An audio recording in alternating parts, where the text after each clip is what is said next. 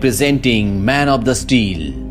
धरती से करोड़ों मील दूर एक ग्रह को दिखाया जाता है जिस ग्रह का नाम क्रिप्टॉन है। ये ग्रह धरती से बहुत ज्यादा एडवांस होता है। इस ग्रह में औरतें बच्चे पैदा नहीं करती, बल्कि बच्चे पैदा करने की यहाँ पर एक खास तकनीक होती है। इसी ग्रह पर एक साइंटिस्ट है जिसका नाम जोरेल है। जोरेल की पत्नी अपनी कोख से बच्चे को जन्म देती है और ऐसा इस ग्रह में 100 सालों में पहली बार हुआ है। जोरेल इसके बाद अपने उच्च अधिकारियों के पास जाता है और उन्हें कहता है कि हमने अपने ग्रह को तबाह कर दिया। हमने इसकी कोर में इतनी माइनिंग की कि इसका संतुलन पूरी तरह से बिगड़ चुका है और अब बहुत जल्दी ये ग्रह विस्फोट हो जाएगा। मुझे कोडेक्स दे दो ताकि मैं अपनी नस्ल को बचा सकूं। यहाँ पर अब यहाँ का जनरल जिसका नाम जॉड होता है वो भी आ जाता है। वो भी सभी उच्च अधिकारियों से खफा होता है क्योंकि उन्होंने अपने ग्रह को, अपनी जाति को बचाने के लिए कुछ भी नहीं किया। इसीलिए जॉड यहाँ पर कई उच्च अधिकारियों को मार देता है। जोरेल और जॉड दोनों दोस्त हैं, लेकिन इन दोनों की सोच अलग है। जहां पर जोरेल सबको बचाना चाहता है, वहीं पर जॉड सिर्फ उनको बचाना चाहता है जो हाइब्रिड है। इसीलिए जॉड के लोग जोरेल को पकड़ लेते हैं। जोरेल उनकी कैद से भागने में कामयाब हो जाता है और सीधा उस जगह जाता है जहां पर कोडेक्स है। वो पानी के अंदर कूदता है जहां पर दिखाया जाता है कि इस ग्रह में बच्चों की खेती की जाती है और इन सब का स्रोत एक ही जगह से निकलता है और वो होता है कोडेक्स। जोरेल कोडेक्स लेकर यहाँ से निकल जाता है और सीधा अपनी पत्नी और अपने नवजात शिशु के पास पहुंचता है। कोडेक्स के अंदर जितनी भी ताकत होती है उससे वो अपने बच्चे के जीन्स को पूरी तरह से बदल देता है। दरअसल उसने कोडेक्स की सारी शक्तियां अपने बच्चे के जीन्स में डाल दी और इसके बाद वो एक फ्लाइंग ऑब्जेक्ट से अपने बेटे काल एल को धरती की तरफ भेज देता है क्योंकि ये ग्रह बहुत जल्दी पूरी तरह से नष्ट होने वाला है। अब यहाँ पर जनरल जॉड भी आ जाता है जो इस बात से बहुत गुस्सा होता है कि जोरेल ने अपने बेटे के साथ कोडेक्स को कहीं दूसरी जगह भेज दिया है, इसीलिए वो उसे मार देता है और जोरेल की पत्नी से पूछता है कि बताओ तुमने अपने बेटे को कहाँ भेजा है। जोरेल की पत्नी कहती है ये तुम्हें कभी पता नहीं चलेगा। यहाँ पर अब इस ग्रह के सुरक्षा दल का यान आ जाता है जो जनरल जॉड और उसके सभी साथियों को पकड़ लेता है। इन सब को बर्फ के अंदर जमा कर 300 चक्र तक इसी अवस्था में रहने की सजा सुनाकर अंतरिक्ष में एक यान से छोड़ दिया जाता है। कुछ ही दिनों बाद दिखाया जाता है कि ये पूरा का पूरा ग्रह ब्लास्ट हो गया जैसा कि जोरेल ने कहा था। इस घटना के कुछ सालों बाद दिखाया जाता है कि जोरेल का बेटा कालेल, जो कि अर्थ पर आम बच्चों की तरह उन्हीं के साथ स्कूल पढ़ रहा होता है, लेकिन उसके अंदर बहुत सारी शक्तियां होती हैं। वो छोटी से छोटी आहट को सुन सकता है, साथ ही वो किसी भी चीज के आर पार देख सकता है। ये सब चीजें उसे बहुत परेशान करती हैं, इसीलिए वो भागकर एक स्टोर रूम में चला जाता है। टीचर उसे दरवाजा खोलने के लिए बोलती है, लेकिन कालेल, जिसका धरती पर अब नया नाम क्लार्क कैंट है, वो दरवाजा नहीं खोलता। इसीलिए क्लार्क कैंट की मॉम को बुलाया जाता है जिनका नाम मार्था कैंट है। वो उसे समझाती है और क्लार्क कैंट दरवाजा खोल देता है। क्लार्क के अंदर शक्तियां हैं, लेकिन वो अपनी शक्तियों को कभी किसी के आगे जाहिर नहीं करता क्योंकि उसके पिता जोनाथन कैंट ने उसे ऐसा करने के लिए मना किया होता है। एक दिन जब वो दूसरे बच्चों के साथ स्कूल बस में होता है तो एक मोटा बच्चा उसे चिढ़ाना शुरू कर देता है, पर क्लार्क उसकी बात का कोई जवाब नहीं देता।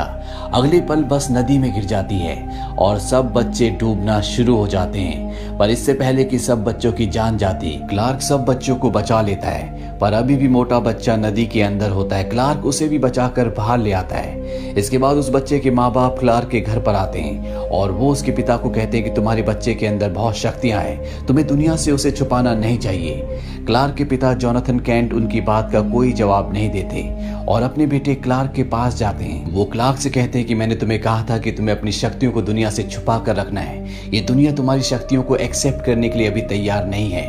क्लार्क कहता तो मैं क्या करता, उन सबको मरने देता। मैं दूसरे बच्चों की तरह क्यों नहीं हूँ, मैं सबसे अलग क्यों हूँ। इस बात से क्लार्क उदास हो जाता है। उसके पिता उसे एक जगह ले जाते हैं जहां पर वो क्लार्क को वो स्पेसशिप दिखाते हैं जिसके अंदर क्लार्क उन्हें बचपन में मिला था। वो क्लार्क को एक की भी देते हैं जिसमें एस लिखा होता है। वो कहते हैं कि ये भी स्पेसशिप के साथ था। मैं इस की को एक धातु वैज्ञानिक के पास ले गया था। उसने मुझे बताया कि ये धातु हमारी दुनिया की नहीं है। इससे ये साबित होता है कि तुम किसी और दुनिया से यहाँ पर आए हो। उस दूसरी दुनिया में तुम्हारे माता पिता होंगे। अगर तुम्हारे पिता ने तुम्हें यहाँ पर भेजा है तो इसके पीछे कुछ न कुछ मकसद होगा और तुम्हें उसी मकसद को ढूंढना है। धीरे धीरे वक्त बीतता है और क्लार्क अब बड़ा हो चुका है। एक दिन जब वो अपने माता पिता के साथ गाड़ी से घर जा रहा होता है तभी एक बहुत बड़ा टॉर्नेडो आ जाता है। सबके सब पुल के नीचे अपनी जान बचाने के लिए भागते हैं। तभी क्लार्क के पिता को याद आता है कि उनका डॉग गाड़ी के अंदर ही बंधा हुआ है। वो उसे छुड़ाने के लिए जाते हैं। वो अपने डॉग को तो छुड़ा लेते हैं, लेकिन वो खुद वहां पर फंस जाते हैं। दरअसल उनके पैर में फ्रैक्चर हो गया होता है और अब टोर्नेडो उनके बिल्कुल पीछे होता है। हालांकि क्लार्क अपने पिता की जान बचाने के लिए जाना चाहता है, पर उसके पिता इशारे से उसे ऐसा करने से मना करते हैं, क्योंकि वो जानते हैं कि ये सही वक्त नहीं है जब क्लार्क की शक्तियां दुनिया के सामने आए।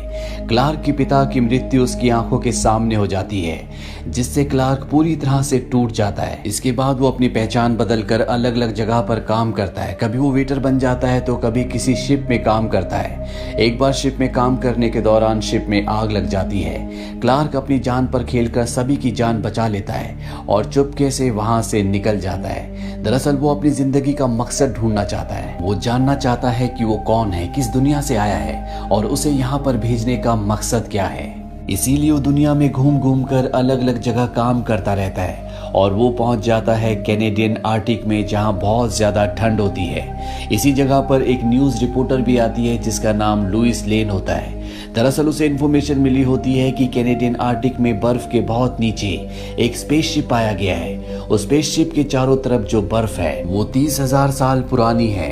रात को लुइस लेन देखती है कि -40 डिग्री ठंड में वहीं पर काम करने वाला एक कर्मचारी अकेला कहीं जा रहा है। दरअसल एक क्लार्क होता है जो अपनी पहचान बदलकर यहाँ पर काम कर रहा था। क्लार्क अपनी आंखों की लेजर बीम से बर्फ को पिघलाकर नीचे जाने का रास्ता बना लेता है। लुइस भी उसका पीछा कर रही होती है।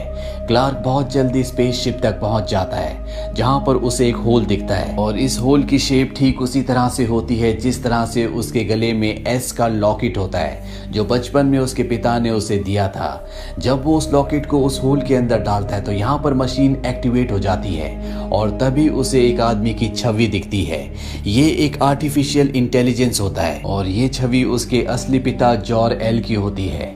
लुइस भी अब यहाँ पर पहुंच गई होती है, जिसे एक रोबोट जख्मी कर देता है। उसका खून बह रहा होता है, इसीलिए क्लार्क अपनी आंखों की लेजर बीम से उसके घाव को भर देता है और इसके बाद ये स्पेसशिप बर्फ के नीचे से निकलकर वहां से उड़ जाता है। पर लुइस लेन को ये वहीं छोड़ देते हैं। लुइस लेन इस पूरी खबर को अखबार में छापना चाहती है, लेकिन उसका एडिटर उसकी बातों पर विश्वास नहीं करता। वहीं क्लार्क को दिखाया जाता है जिसके सामने उसके पिता की छवि, जो कि एक आर्टिफिशियल इंटेलिजेंस है, वो आते हैं। वो क्लार्क को बताते हैं कि मैं तुम्हारा पिता हूँ, हम क्रिप्टॉन ग्रह से हैं और तुम्हारा असली नाम कार्ल-एल है। हजारों साल पहले हमने नए ग्रहों की तलाश के लिए हजारों यानों को अपनी दुनिया से बाहर भेजा था और ये यान भी उन्हीं में से एक है। हमारी सभ्यता बहुत ज्यादा एडवांस थी, हम 1 लाख वर्षों तक फले फूले। इसके बाद वो क्लार्क को वो कक्ष भी दिखाते हैं जहाँ पर बच्चे बनाए जाते थे। वो क्लार्क को बताते हैं कि हर बच्चे के जन्म से पहले ये तय कर लिया जाता था कि वो क्या बनेगा, एक योद्धा, एक नेता या कुछ और मैंने और तुम्हारी मॉम ने तय किया कि हम अपने बच्चे को अपनी दुनिया में कुदरती तरीके से लाएंगे ताकि वो अपनी जिंदगी के फैसले खुद ले सके। हमने अपने ग्रह के सभी रिसोर्सेज को पूरी तरह से इस्तेमाल कर लिया था। तुम्हारी मॉम को और मुझे एहसास हो गया था कि हमारा ग्रह पूरी तरह से नष्ट होने वाला है। वहां पर जनरल जॉर्ड भी थे जिन्होंने बगावत कर दी, लेकिन तब तक बहुत ज्यादा देर हो चुकी थी और हमने अपने ग्रह को खो दिया। क्लार्क पूछता है क्या मैं अपनी जाति का अकेला हूँ? उसके पिता कहते हैं कि तुम अर्थ के भी उतने ही हो जितने तुम क्रिप्टॉन ग्रह के हो। मैं नहीं चाहता कि इस ग्रह के लोग भी वही गलती करें जो हमने की थी और तुम उनमें एक उम्मीद जगा सकते हो। इसके बाद वो उसे अपने सीने पर एस का निशान दिखाते हैं। वो कहते हैं कि इसका मतलब होता है होप, यानी कि उम्मीद, और यही उम्मीद तुम्हें लोगों के दिलों में भी जगानी है। इसके बाद वो उसे एक सूट भी देते हैं और ये होता है सुपरमैन का सूट। क्लार्क पूछता है कि मैं दूसरों से अलग क्यों हूँ? उसके पिता बताते हैं कि धरती का सूरज हमारे सूरज से नया है, तुम्हारी बॉडी ने इसका रेडिएशन एब्जॉर्ब किया है, इसीलिए तुम्हारी सेंसेस, तुम्हारी ताकत यहाँ पर बहुत ज्यादा है। हमारे ग्रह की ग्रेविटी यहाँ की ग्रेविटी से बहुत ज्यादा थी और अब वक्त आ गया है जब तुम्हें अपनी ताकत को आजमाना होगा। और इसके बाद वो अपनी ताकत को, अपनी पावर को यूज करना शुरू करता है। वो हवा में उड़ने की कोशिश करता है, हालांकि वो कई बार गिरता भी है, लेकिन फाइनली वो हवा में उड़ना शुरू कर देता है और इस तरह से क्लार्क बन जाता है सुपरमैन। क्लार्क अब वापस अपने घर आता है, जहां पर वो अपनी मॉम को बताता है कि मुझे मेरी असलियत पता चल चुकी है। वो अपनी असलियत जानकर बहुत खुश है। क्लार्क की मॉम दुखी हो जाती है, उसे लगता है कि वो उसे छोड़कर चला जाएगा, पर क्लार्क अपनी मॉम से वादा करता है कि वो उन्हें कभी छोड़कर नहीं जाएगा। वहीं जनरल जॉर्ड, जिसे क्रिप्टॉन ग्रह पर उसके साथियों के साथ बर्फ में जमा कर 300 चक्र के लिए कैद कर दिया गया था, अब वो आजाद हो चुका है और वो धरती की कक्षा में प्रवेश कर जाता है। वो पूरी दुनिया के न्यूज चैनल्स में मोबाइल फोन में एक ही मैसेज भेजता है। वो कहता है कि तुम्हारी दुनिया में एक आदमी है जो मुझे चाहिए, वो हमारी दुनिया का है और उसका नाम है काल-एल। ये बात जब क्लार्क को यानी कि काल-एल को पता चलती है तो वो सुपरमैन की ड्रेस में आर्मी के सामने आता है और दुनिया को, इंसानियत को बचाने के लिए वो अपने आप को आर्मी के हवाले कर देता है। कुछ ही देर बाद एक फ्लाइंग ऑब्जेक्ट धरती पर उतरता है, जिसमें जनरल जॉर्ड के 2 सिपाही होते हैं और वो सुपरमैन को और साथ ही लुइस लेन को अपने साथ ले जाते हैं। लुइस लेन को एक एडवांस हेलमेट पहना दिया जाता है, क्योंकि इनका जो मदरशिप है उसका जो वातावरण है वहां पर क्रिप्टॉन ग्रह के लोग ही सांस ले सकते हैं। सुपरमैन लुइस लेन को वो की दे देता है जिसमें एस लिखा होता है, जिससे किसी भी मशीन को अनलॉक किया जा सकता है। और अब ये मदरशिप तक पहुंच जाते हैं, जहां पर सुपरमैन की मुलाकात होती है जनरल जॉर्ड से। सुपरमैन मदरशिप के अंदर आकर बहुत ज्यादा कमजोर महसूस कर रहा होता है, क्योंकि इस तरह के वातावरण में उसे भी रहने की आदत नहीं होती। जनरल जॉर्ड अब सुपरमैन को अपना असली इरादा बताता है। वो कहता है कि धरती से मैं इंसानियत को खत्म करके यहाँ पर एक नया क्रिप्टॉन बनाऊंगा, पर उसके लिए मुझे कोडेक्स की जरूरत है, मुझे कोडेक्स चाहिए। सुपरमैन कहता है कि मुझे इसके बारे में कुछ भी नहीं पता। जॉर्ड उसे कहता है कि अगर तुमने हमें कोडेक्स नहीं दिया तो मैं तुम्हारा भी वही हाल करूंगा जो मैंने तुम्हारे पिता का किया था। सुपरमैन को समझ में आ जाता है कि जॉर्ड ने उसके पिता को मारा था।